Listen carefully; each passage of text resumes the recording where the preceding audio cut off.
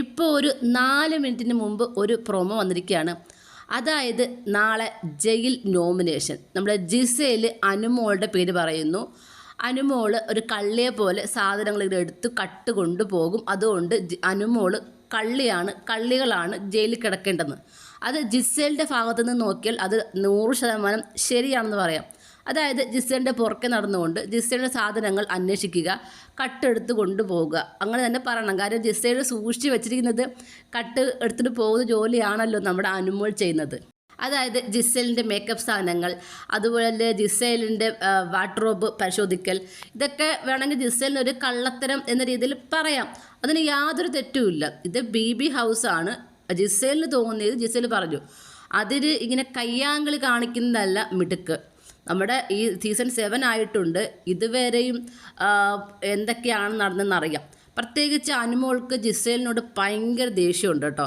അത് നമുക്ക് ഭയങ്കര ഈഗോ ഉണ്ട്. ദേഷ്യം മാത്രമല്ല, ഭയങ്കര ഈഗോ എന്ന് പറയാം, ഭയങ്കര ജലസ് വേണമെങ്കിൽ അങ്ങനെ തന്നെ പറയാം. കാര്യം ജിസേലിനോട് ഒരു പ്രത്യേക മത്സരമുണ്ട്. അവിടെയുള്ള പുരുഷന്മാർ കൂടുതൽ ജിസേലിനോട് ഒരു അടുപ്പം കാണിക്കുന്നു എന്നൊക്കെ പറയുന്നത് അതൊരു മോശപ്പെട്ടൊരു സ്വഭാവമാണ് അങ്ങനെ പറയുന്നത്. ജിസേലിനോട് പുരുഷന്മാരെല്ലാം ഭയങ്കര അടുപ്പം കാണിക്കുന്നത്. അതെന്താ അങ്ങനെ കാണിക്കുന്നത്?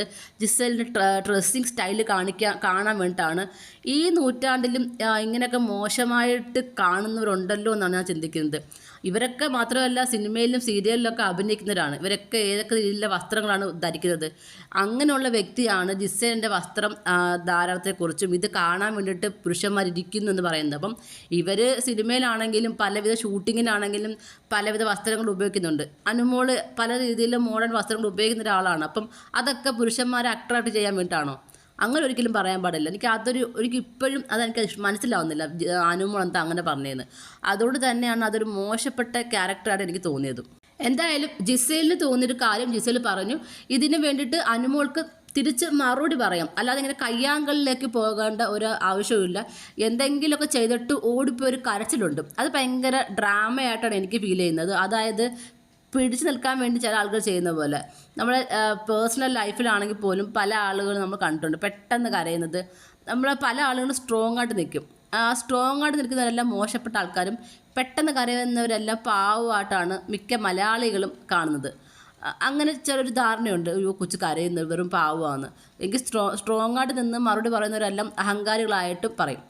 അതേപോലെ ജിസേലിനെ ഒരു അഹങ്കാരിയായിട്ടും ഈ പറഞ്ഞ അനുമോൾ ഒരു പാവമായിട്ട് ചിത്രീകരിക്കാൻ വേണ്ടി ശ്രമിക്കുന്ന പോലെയും തോന്നി. അത് അനുമോളുടെ ഗെയിം ആയിരിക്കാം. എന്തായാലും ജിസേൽ അനുമോൾ ഒരു കള്ളിയാണെന്ന് പറയുന്നു. സാധനങ്ങൾ കട്ടുകൊണ്ട് പോകുമെന്ന് പറയുന്നു. അനുമോൾ വയലൻ്റ് ആകുമെന്ന് നീ കണ്ടോ എന്ന് പറഞ്ഞുകൊണ്ട് ചോദിച്ച് ജിസേലിനോട് ഇങ്ങനെ എന്താ പറയുക, ദേഹത്തോട്ട് വരാൻ പോകുന്ന എനിക്ക് വരുന്നു, കൈ തട്ടി മാറ്റുന്നു.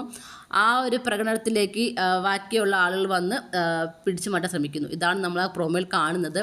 ഇത് എത്രമാത്രം സത്യമാണെന്ന് അറിയത്തില്ല. കാര്യം ബിഗ് ബോസിൻ്റെ പ്രൊമോയാണ്. വേറെ വലിയ കാര്യമൊന്നും കാണത്തില്ല, ജസ്റ്റ് അടുത്തോട്ടൊക്കെ പോയി കാണത്തേ ഉള്ളൂ. പക്ഷേ അനുമോൾക്ക് ഒത്തിരി ഓവറാവുന്നുണ്ടെന്ന് എൻ്റെ പേഴ്സണലായിട്ട് എനിക്ക് തോന്നിയ ഒരു കാര്യമാണ്. കാര്യം അനുമോൾ ഇന്ന് തന്നെ അനീഷിൻ്റെ വാ പൊത്തുന്നുണ്ട്.